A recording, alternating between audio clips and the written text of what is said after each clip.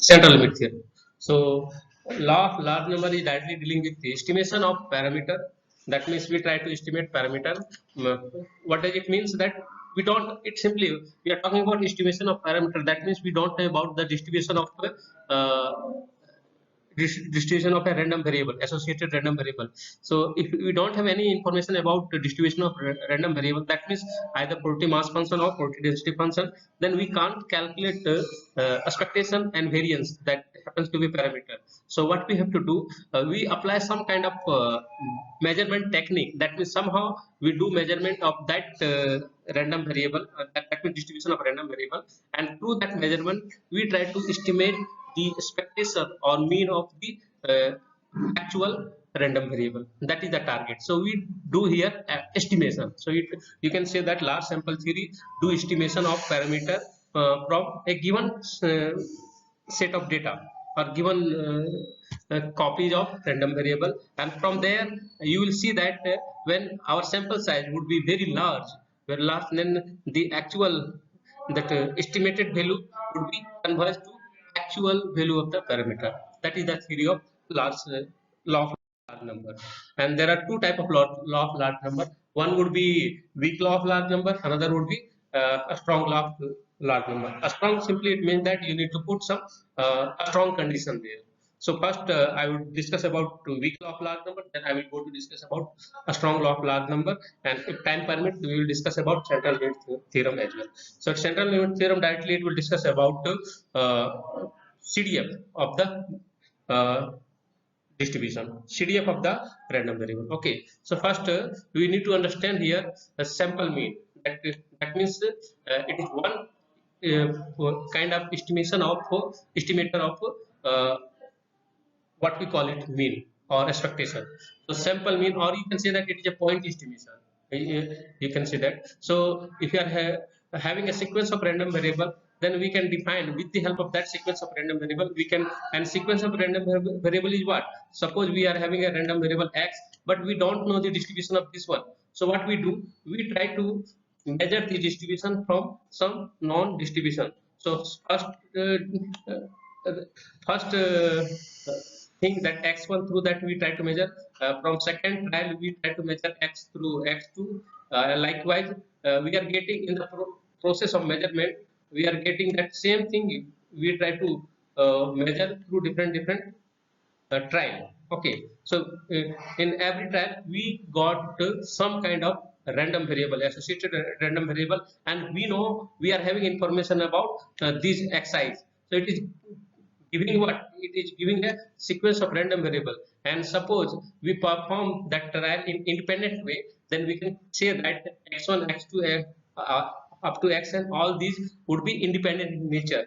Further, if we are saying that actually we are getting these xi's which actually which is the also generator of x as well, then we can simply say that each xi would be id. That means iid means independent and identically distributed. That means each xi would have the same distribution what x might have, but we don't know the distribution of x, but through trial way we can have some information of distribution of xi's.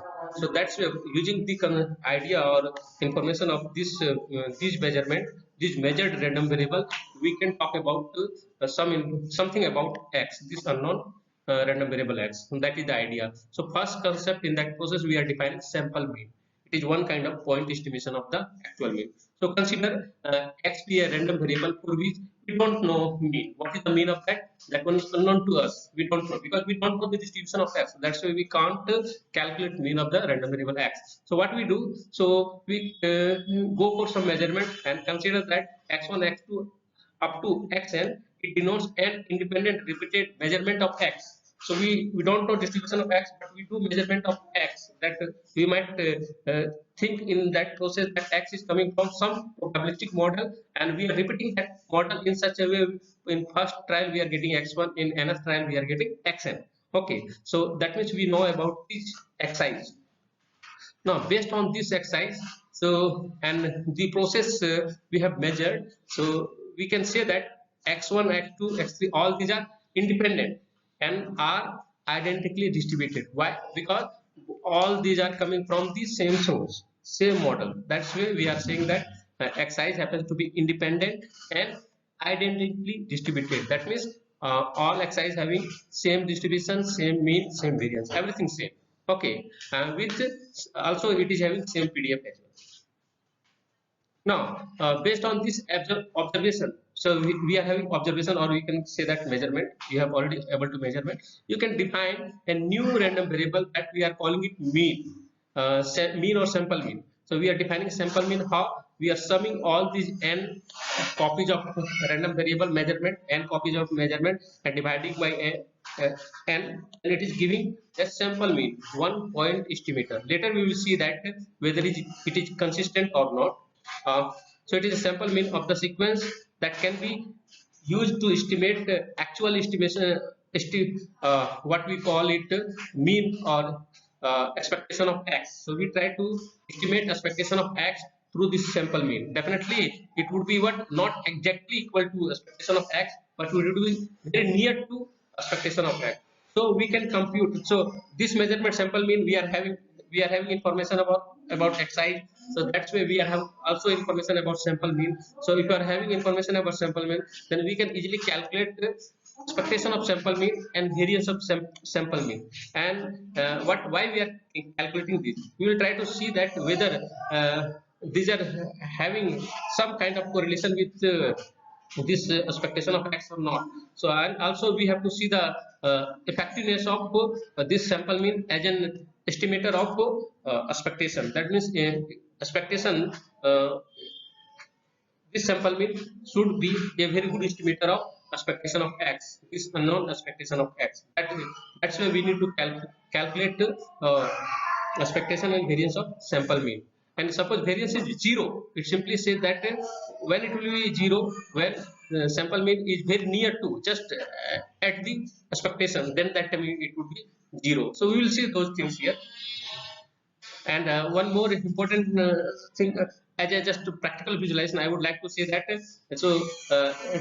in high school you might have already seen that probability of an event, that we are calling it very layman and simple definition of probability of event. How we define it? We are defining it by number of elements in the event A divided by number of elements in the sample space. So this criteria, if you try to see that, it is a very particular case of one example of sample mean, one application of sample mean, we can say that. So sample space we used to denote it by omega. So I am denoting like. So this term we can say that it's what? It is talking about frequency, relative frequency. So frequency, how many times A is occurring. So and out of total possible outcome. So it is a relative frequency. So we can say that relative frequency, it is a estimator of the this is the probability of A. So directly we used to write this probability of A is equal to this relative frequency. But it is just true in a small case. In longer size, things would be very complicated. So that time we will talk about convergence. So when sample size is very big, we will see that this relative frequency, it will converge to actual probability of event. So simply we can say that this probability of event, it is a special case of sample mean, that through relative frequency, that what we approach, try to approach it. Okay, so I am just giving relative frequency as a sample mean here. So what we had defined, number of element in the event A divided by number of element in sample space, that means all possible outcome, number of all possible outcomes. So consider a sequence of independent repetition of some random experiment, and let the random variable ij, it define indicator function for the occurrence of event A in jth trial. That means suppose you are tossing a coin n times, and in that case ij, it would be what it would talk about. Suppose event you are defining like getting a head. So you need to estimate the probability of head. What would be the probability of head? If someone is tossing a coin 2 times, 3 times, 4 times, so it doesn't mean that that person will give a exact value of the that probability of that toss. So in this ongoing that cricket match series between India and Australia, you might have already seen that India and England, you might have already seen that most of time Virat Kohli could not win toss. Okay, so it doesn't mean that coin was a bias coin. Definitely, probability of getting head or getting tail, both might be definitely zero point 0.5. So from that is a small size, sample size, we can't infer many things. So we have to do a long, a very large number of sample size. We have to do a lot of practice. Then we will conclude that probability of getting head it would be 0.5 or probability of getting tail would be 0.5. So same criteria it is coming here. So IJ we are talking about the indicator function for the occurrence of event A in the jth trial. Okay. So the total number of occurrence of event A in the first n trial it would be what? It would be just summation of all these n copies of the indicator function. I1 it is associated with first trial, I2 is associated with second trial, and all Ij is what? Indicator functions all are Bernoulli random variable. But right now, just for the sake of simplicity, simply say that we know Ij is a Bernoulli random variable, but we don't know the distribution of that. So we have to find the distribution, and before going to find distribution, we have to find the mean. What is the mean of that? So in order to find mean, we have to introduce, or in order to find mean, what does it mean? So just we have to find here mean. It is directly equal to probability of success when you are dealing with Bernoulli random variable. That concept I had already discussed. So what do you do? So probability of success is what we try to approximate it through the relative frequency of the event. Okay, that means number of element in event A divided by number of sample space. And what we do that we denote in term of as a summation of Ij j varies from 1 to n divided by L. So this term we are what we call, you can call it sample mean or you can call it relative frequency. Both are valid here. Okay. So thus we can say that relative frequency is simply it is a sample mean of the random variable, is Bernoulli random variable Ij, and the expected value of the sample mean. How we can calculate expected value of the sample mean? Just calculate it. You know that each Bernoulli random variable happens to be dependent to other. So easily you can find expectation of this mn. How? Just take this expectation inside the summation, and we know that what is the expectation of xj. Xj, or here you can put it ij, both will come, ij will come, whether xj you take or ij, and all are ij are copy of the same I, so that's why all are having the same mean. So if you calculate, if I is having mean mu, then ij is also having mean mu, or expectation through mean mu. Okay, so it means that you are summing mu n times. So that means sample mean, expectation of sample mean would be n times mu divided by n, and n will cancel out. Finally we will have mu. So mean of the sample mean is also equal to mean. So it is this relation. Sometime in book you can say that it is calling about consistency of sample mean. That means when estimator satisfy this condition, that expectation of the estimator is equal to true parameter, then that time we say that estimator is a consistent estimator for the given distribution. Okay, so this is all about sample mean. So now with the, so here our problem is what we have to estimate a sample mean through sample mean. So sample mean here it will act as an estimator. So how? So there will be two approaches, and it is very much associated with sample size, and so that's where law of large number is coming here. So the if you try to find further what is the mean square error, just calculate mean square error of this sample mean. So what is the mean square error? So you will come to see that mean square error of sample mean is nothing, just it is talking about variance of sample mean. So this is defined as mean square sample mean. It is actually variance of sample mean. You can see that. Okay. And variance of sample mean, how we denote it? So we will first calculate variance of sample mean. How we can calculate? We had already seen that Sn, we had already seen that Sn was what? Sum of n random variable. Okay, sum of n, that means Sn was x1 plus x2 plus x3, and all are having same mean and variance. That means all are IID and independent. So that's why we had already seen that what is the mean and variance of sample mean. It is very easy to calculate. In last lecture I had all given formula for everything, and just condition is that each xi is having sample mean, each xi is having mean mu and variance sigma square. So each xi is having mean mu, I'm writing it again, and variance of each xi is sigma square. So from here you can deduce that uh, mean of sample this sum, it would be what, n times mu, and variance would be what, variance would be n times sigma square.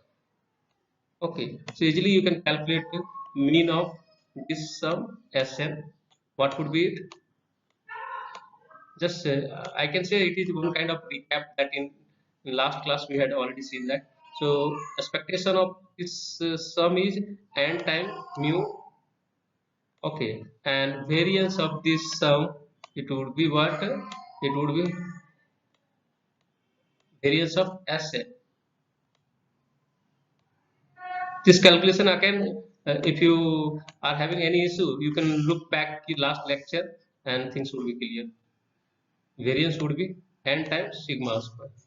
Okay, so now we are having this information. We are going to calculate the variance of sample mean. So variance of sample mean is what? It would be variance of Sn divided by n, because sample mean happens to be sum of these random variable divided by n. So that's why Sn divided by n, and we know from the formula of variance. So what is happening if Sn divided by n, and n is here acting as a constant. So if you want to bring it out of the variance, what would come here? 1 by n square would come here, and 1 by n square into variance of Sn. What is the variance of Sn? It is n into sigma square. So here n and this square will cancel out. Finally you will see that variance of Mn is what? Sigma square by n. So we can easily observe that here expectation was independent of expectation of sample mean was independent of sample size, but we observe that variance of sample mean is a function of n, reciprocal. So variance of sample mean is sigma square by n. So easily we can see that if n is very large, that means sample size is very large, then definitely this will converge to 0, because it is a sequence of reciprocal harmonic sequence. So definitely it will converge to 0 when n is very large. That means sample size is very large. So that's why this here we are calling it law of large number. Okay, so here variance will approach to 0 as sample size increased. Okay, so this implies that the probability that sample mean is close to true mean, approaches 1, that it is a probability that sample mean is near to true mean. The probability that sample mean is near to true mean is equal to 1, very near to 1, or approaches to 1, when sample size n is very large. Okay, sample size n is very large. So that is the criteria. Okay, so we can formalize this statement by using Chebyshev equality. So Chebyshev equality we can observe that अभी बात करते हैं बेटा. So we can formalize this statement by using Chebyshev inequality. That means what a statement I told it here. So this statement can be formalized and can be validated by using Chebyshev inequality. It is a famous inequality. You can say that proof of this one is based on Markov inequality. It was a very simple result. What does it say? The Chebyshev inequality says that it is giving a bound of bound of the probability that how much away sample mean is from the true mean. So if you find the mean of the sample mean, it would be what, equal to true mean. So this it measure one kind of this Chebyshev inequality doesn't say, it doesn't need any information of distribution of either random variable x or distribution of sample mean. It is talking directly giving bound for probability. That means this probability is bounded above by variance of Mn divided by epsilon square. That means this we are calling it accuracy. How much? So what is the probability that Mn is away from epsilon away? You can call it, what is the probability that Mn is epsilon away from mu, and that probability would be bounded by variance of sample mean divided by epsilon square. So this epsilon you can talk about tolerance level, or how much away, or error also you can say that. And if we had already seen that what is the variance of the sample mean, it is sigma square by n. So that's where upper bound of this we are getting, upper bound of this probability we are getting it sigma square by n into epsilon square. So it is a function of n. So definitely from here we can see that if n is approaching to infinity, what will happen?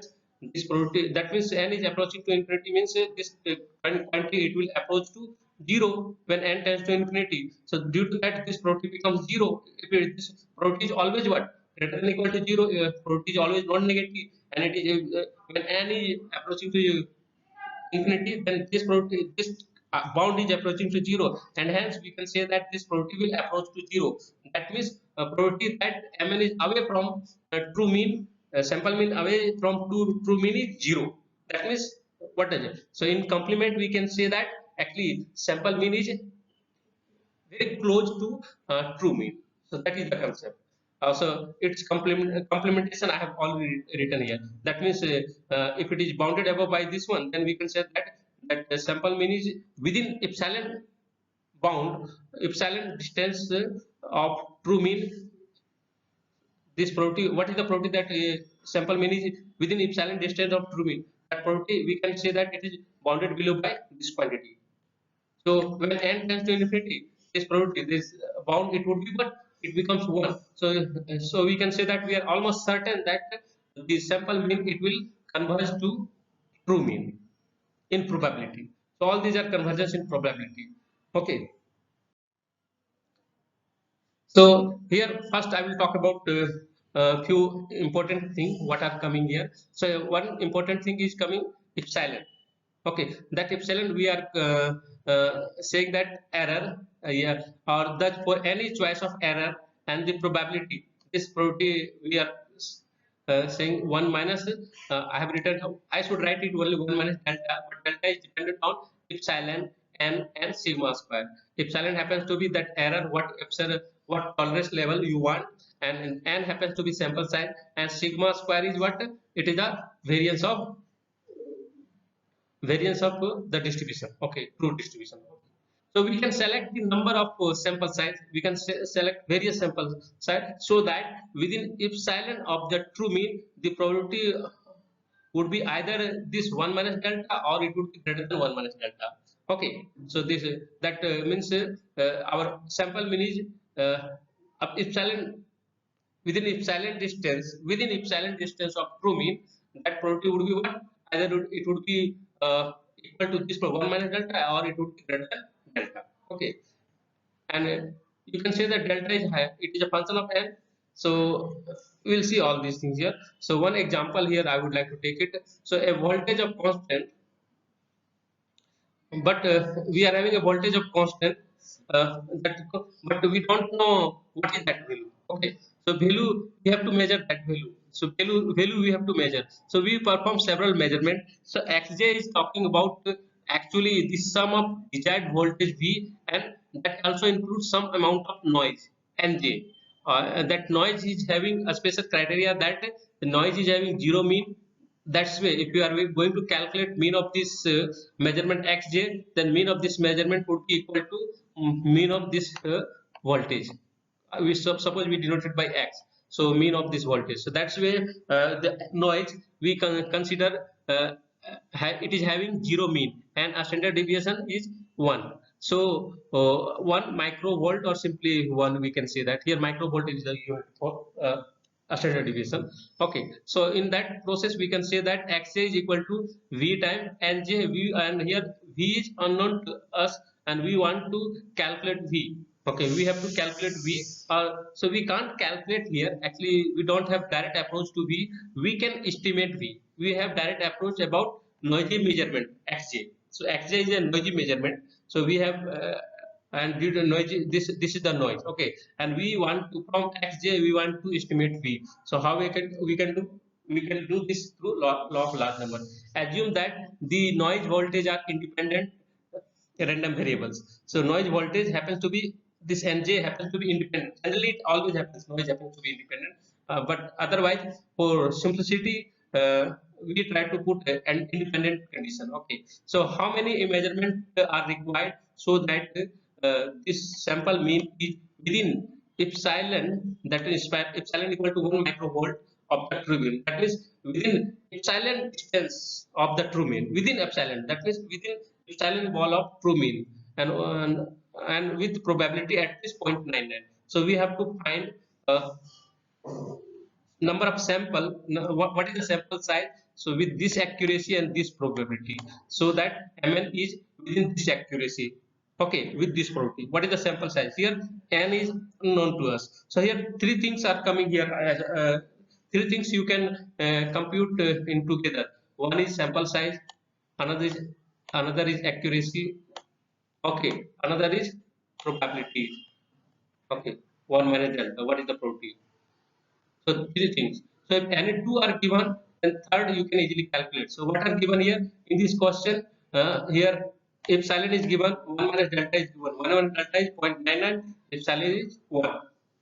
Then with the help of that you need to calculate n. Okay.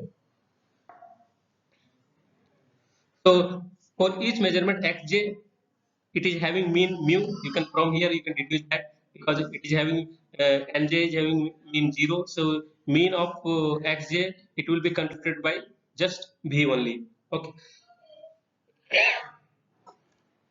and what we observed, that what was the bound of that probability that xj sample mean is very near to v, that probability was 1 minus sigma square by n into epsilon. And what is this sigma square? Their standard deviation is already given, it is equal to 1. This is the standard deviation, so corresponding variance would be a square of 1, that means a square of 1 is again 1, and what is epsilon is given, epsilon is equal to 1, so here it would be 1 by n. 1 minus 1 by n, what is equal to this one is equal to 0.99, that probability 1 minus delta is given, and just simplify it. After solving you will come to know that n is equal to 100, that means this is the sample size. With this sample size you can observe that your sample mean is within one distance of the true mean with probability 0.99. So now we are coming to discuss about law of large number. First, I would like to discuss about the weak law of large number. So last result was thanks to Chavez inequality. So here we are talking about weak law of large number. What does it say? So in Chavez inequality, we have already seen that this probability that sample mean is within epsilon distance of true mean. So this expectation of mean is always equal to true mean of the random variable. So what is the probability that sample mean is within epsilon distance of true mean mu is always bounded below by 1 minus sigma square by n times epsilon square.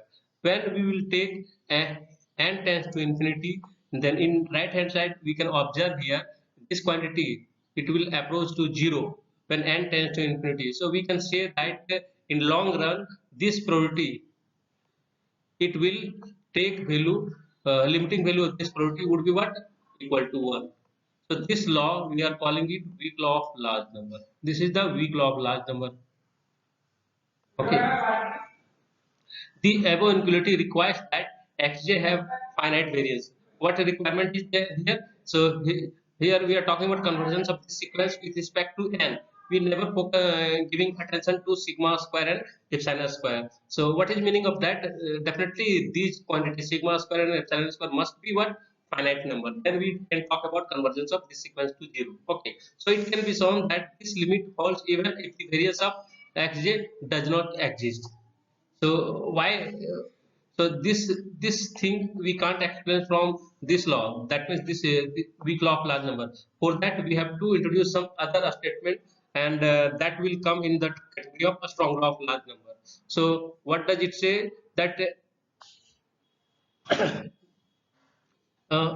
okay, so here consider let x1 x2 up to like that way xn be a sequence of independent and identically distributed random variable with a finite mean mu, and then for any epsilon, that accuracy epsilon, this limiting value equal to 1. We have already seen that this we are calling it weak law of large number. The weak law of large number states that for large in a fixed value of n, the sample mean using n samples will close to the true mean with very high probability. So here remember that I had written this 1 minus delta. This probability always you can give a name of this probability. This probability we are always calling it high probability. This was 1 is delta. Why? Because delta is going to converge near to 0 or it is going to converge to 0. So that's why this probability definitely it would be high probability. Highest probability is what? 1. So that's why a high word is coming in. This one is a high probability. Okay. Now we are coming to discuss about a strong law of large number. So here the weak law of large number doesn't address the question about what happens to the sample mean as a function of n, because we have taken limit with respect to n, so n would be exhausted there. So and so for further meaning of law of large number from the perspective of sample size, we have to make some additional measurement. That additional measurement we are calling it statistical regularity. Okay. So some book may have different name. So consider a sequence of random variable x1, x2 up to xn, and it happens to be IID, that is independent and identically distributed and having finite mean mu. And consider a sequence of sample means. So that means m1, m2, m, like that way we can say that mj is sample mean that computed from first j random variable ranging from x1 to xj. So here we are having a sequence of random variable, and from that sequence of random variable we are further constructing sequence of sample mean. So sample it is a sequence of sample mean. So that's why in a strong law of large number we are talking about the convergence of sequence of sample mean. So we are getting a sequence of sample mean. In last case, it was just convergence of probability. Here it is talking about convergence of sequence, a sequence of sample mean. So what is the for a positive epsilon? What is the probability that the sequence of sample mean is going to converge to true mean equal to 1? Okay, so then this convergence we are calling it a strong convergence. You can observe that in last case the limit was outside probability. Here the limit is inside probability. It is just talking about convergence of sample mean. Last time it was talking about with respect to convergence of probability. Okay, but here it is talking about probability of convergence of sample mean. Okay, that's why this is the difference. It is more a stronger property. So we can say that every sequence of sample mean will eventually approach to true mean mu and stay very close to that. So graph in the graph we can observe that. So here for different n we are getting different sample mean. So this is the plot of sample mean. You can see the graph of sample mean, and if n is very large, then you can observe that sample mean is just approaching to expectation. This is the expectation or true mean of the given data. True mean of the given data or true mean of the given distribution. You can say that given uh, okay, true mean of the distribution. Okay, so you can in long run you can say that it is converging to true mean. So that's why it simply says that probability of a coin is always it will be 0.5 for getting head, also 0.5 for getting tail. You can't say that after seeing just few sample, you can't say that probability of tail or head is not 0.5. Or simply you can't claim that that coin would be biased. Coin generally whatever coin people are taking for tossing purpose always happens to be that that coin happens to be unbiased coin. So I will take here one example. So in order to estimate the probability of an event, we perform a sequence of Bernoulli triangle. Okay, and also consider the relative frequency of. Also we consider relative frequency. Okay, so how large should n be in order to have 95.95 probability that the relative frequency is within this epsilon distance, 0.01 epsilon distance of a true probability of event. Okay, P is the true probability of event A. So you can say that what are given things here. You have given 1 minus delta, that high probability is given here. 1 minus delta is given here. Epsilon is given here.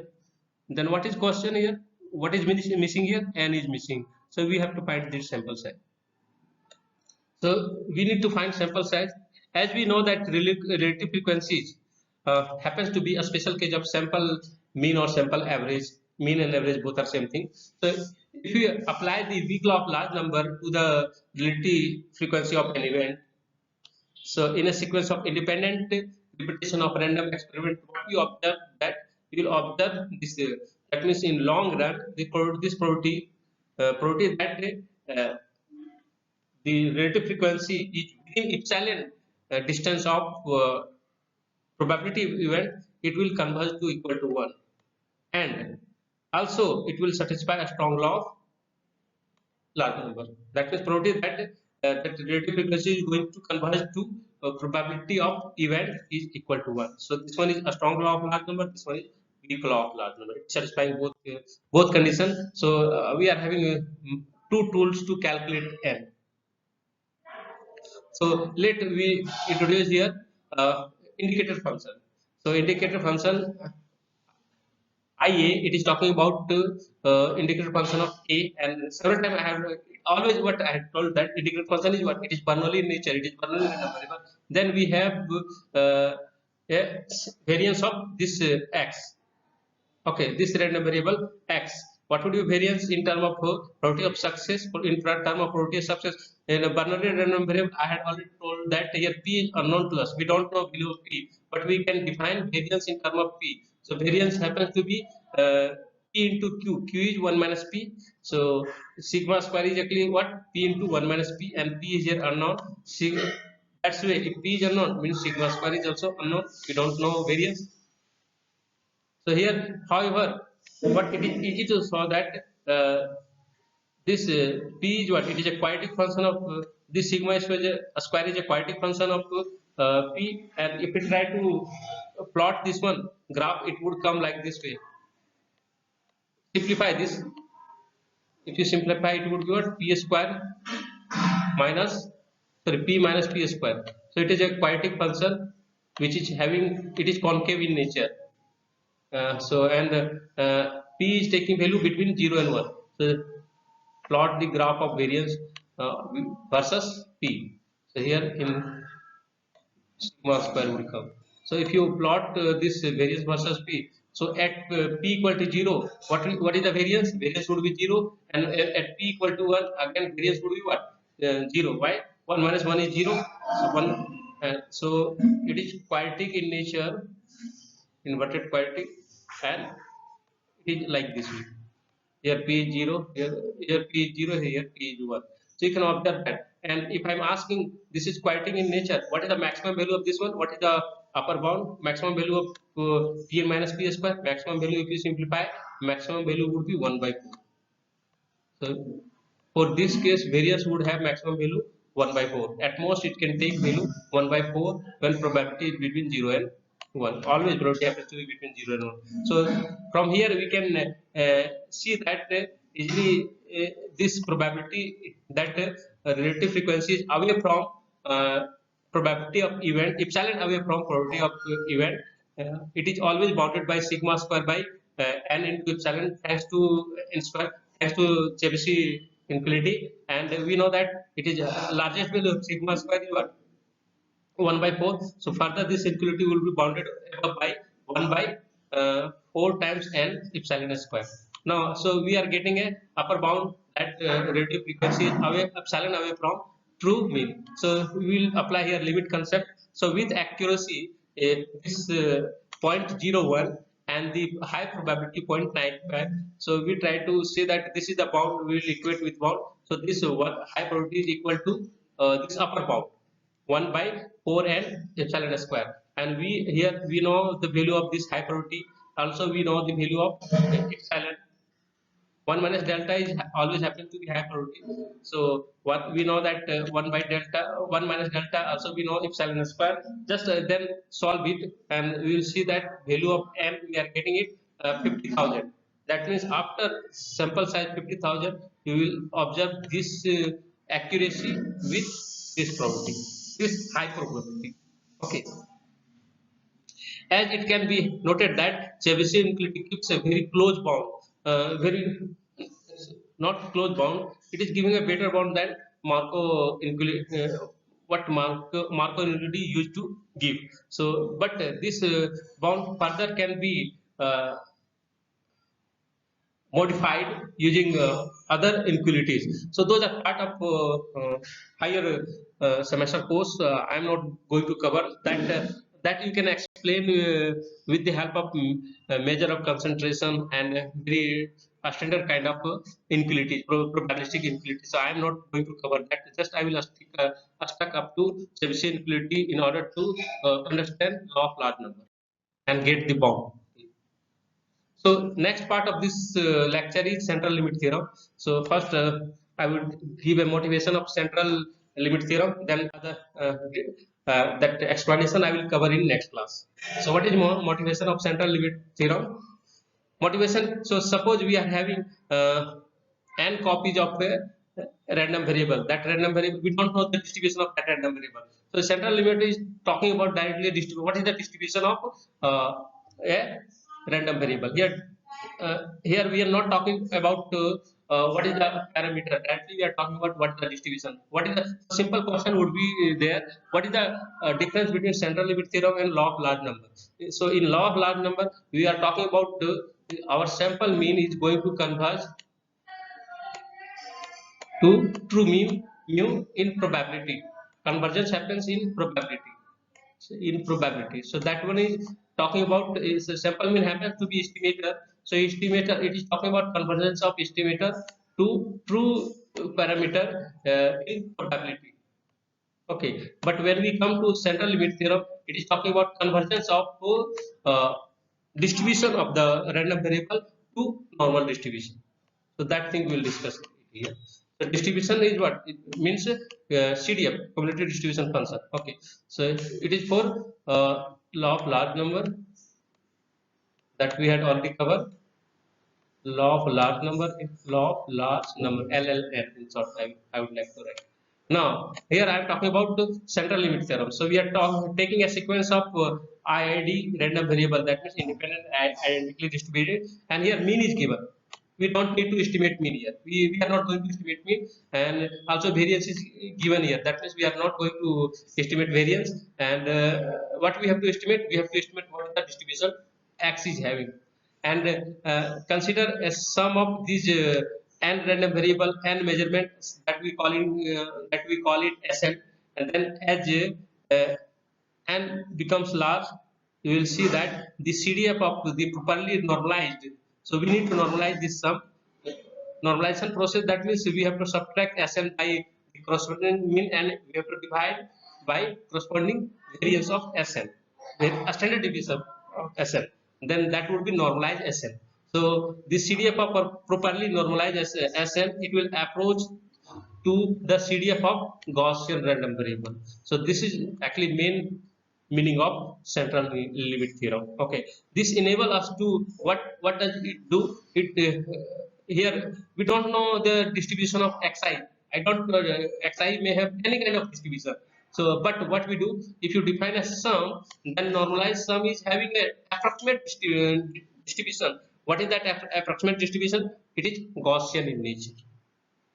So and Gaussian distribution is having very good theory. So we can explain or we can approximate the distribution of Sn from the Gaussian distribution. That is the idea of central limit theorem. And this central limit theorem, it explains why the Gaussian random variable appears in so many diverse applications. Why every time, also it will explain why total error happens to be Gaussian or normal in nature. So all these all the answer of those things will come from central limit theorem. Further, we will see that in nature, many macroscopic phenomena result from the addition of numerous independent microscopic processes, and this gives rise to Gaussian random variable. That means numerous microscopic process may be from different distribution, but when you summing it all together, then that macroscopic phenomena, that would be always having a Gaussian pattern, either Gaussian or approximate Gaussian pattern. Okay. Similarly, also this one is it is already happening in nature. That is that's why people are saying that if you are talking about height of persons, then height is always normally distributed, and if you are taking weight of person, then weight is in general it is normally distributed.